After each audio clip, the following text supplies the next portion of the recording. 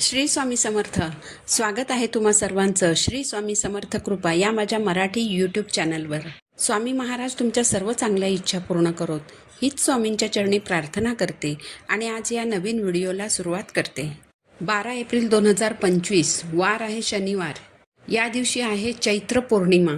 दरवर्षी चैत्र महिन्याच्या शुक्ल पक्षाच्या पौर्णिमेला पवनपुत्र हनुमानजींचा जन्मोत्सव साजरा केला जातो. यंदा 12 एप्रिल 2025 रोजी आपण हनुमानजींचा जन्मोत्सव साजरा करणार आहोत. बघा, मारुतीरायांच्या वाढदिवसाला हनुमान जयंती असं म्हटलं जात नाही, हनुमान जन्मोत्सव असं म्हटलं जातं. कारण हनुमानजी हे अमर आहेत, चिरंजीवी आहेत. साक्षात प्रभू श्रीरामांनी त्यांना चिरंजीवीचं वरदान दिलेलं आहे. ज्या व्यक्ती हयात नसतात, या जगात नसतात, त्या व्यक्तींसाठी जयंती हा शब्द वापरला जातो. परंतु हनुमानजी हे चिरंजीवी आहेत, त्यामुळे हनुमानजींचा जन्मोत्सव साजरा केला जातो. हनुमानजी हे महादेवांचे 11वे रुद्र अवतार मानले जातात. हनुमान हे असे देव आहेत ज्यांचं सच्च्या मनाने, खरा मनाने स्मरण केलं तर भक्तांचं प्रत्येक संकट दूर होतं. म्हणून त्यांना संकटमोचन असंही म्हणतात. म्हणूनच ज्या घरात रोज हनुमान चालिसाचं पठण केलं जातं त्या घरात कधीही भूत, प्रेत, पिशाच बाधा किंवा कुठलीही वाईट शक्ती, कुठलीही वाईट नजर त्या घराकडे वळू पण शकत नाही. तर 12 तारीखला हनुमान जन्मोत्सवाच्या दिवशी आपल्याला काय करायचं आहे, तर या दिवशी आपण मारुतीरायाच्या मंदिरात जायचं. मारुतीरायांना ज्या वस्तू आवडतात त्या वस्तू घेऊन मंदिरात जायचं.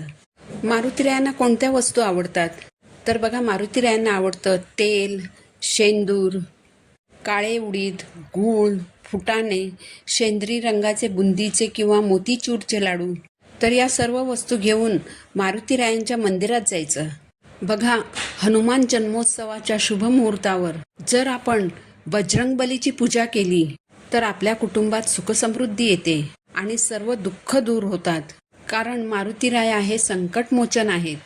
म्हणूनच तुमची जी कोणती समस्या असेल, जे कोणतंही संकट तुमच्यावर आलेलं असेल, ते या दिवशी मारुतीरायांना सांगायचं आहे. समजा तुम्हाला नोकरी लागत नाही किंवा तुमचं लग्न ठरत नाही किंवा तुमचा व्यवसाय चालत नाही, घरात जर कोणी आजारी व्यक्ती असेल तर ती व्यक्ती आजारातून बरी व्हावी अशी तुमची इच्छा असेल, किंवा तुम्हाला कोणत्याही कार्यामध्ये अडथळे येत असतील तर ते दूर व्हावेत, अशी जी कोणतीही तुमची इच्छा असेल ती मारुतीरायांना सांगायची आहे.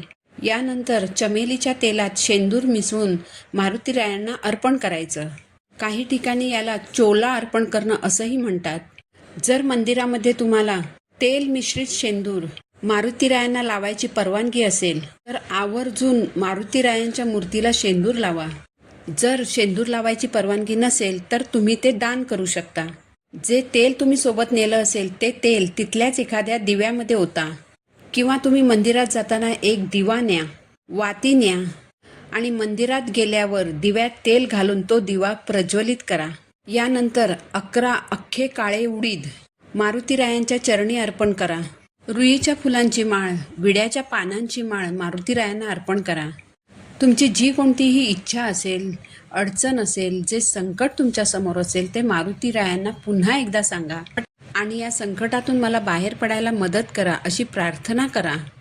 आता मारुतीरायांना नैवेद्य कोणता अर्पण करायचा, तर मारुतीरायांना तुम्ही गूळ, फुटाणे तसेच शेंद्री रंगाचे बुंदीचे किंवा मोतीचूरचे लाडू अर्पण करा. हे मोतीचूरचे लाडू तुम्ही यथाशक्ती मंदिरामध्ये दानही करू शकता. तिथेच मंदिरामध्ये एका बाजूला बसून तुम्ही 7 वेळा मारुती स्तोत्राचं पठण करा आणि 7 वेळा हनुमान चालिसाचं पठण करा.